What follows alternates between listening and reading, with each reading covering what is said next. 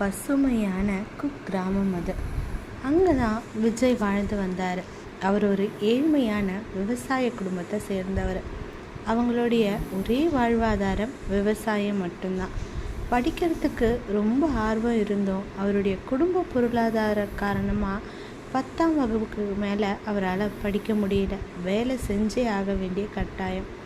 அவருடைய ஆசிரியரை ஒரு நாள் சந்தித்தார்.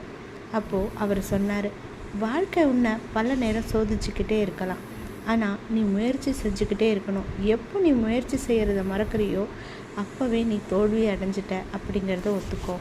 இல்லை, நீ முயற்சி செஞ்சுக்கிட்டே இருக்கேன்னா உன்னை யாராலையும் வெற்றி அடைய முடியவே முடியாதுன்னாரு.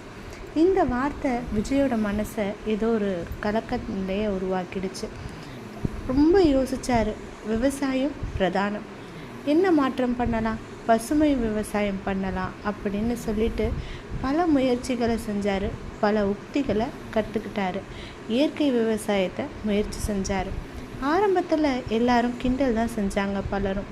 ஆனால் சில வருட உழைப்புக்கு பின்னாடி அவருடைய நிலம் சிறந்த விளைச்சலை கொடுத்துச்சு. அது மட்டும் இல்லாமல் அவரை நம்பி அவர்கிட்ட சில விவசாயிகள் அந்த தொழில்நுட்பங்களை கற்றுக்கிட்டாங்க.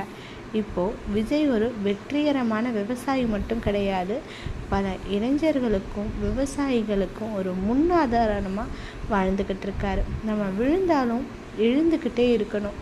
விழுறது தப்பு கிடையாது. விழாமல் அதே இடத்துல விழுந்து கிடக்கிறோம் பாருங்கள், அதுதான் தப்பு. விழுந்தாலும் புதைந்தாலும் விதையாக இருந்து ஒரு விருட்சமாக மாறணும். அதுதான் நம்மளுடைய வெற்றி பயணத்தோட தொடக்கமாக இருக்கும்.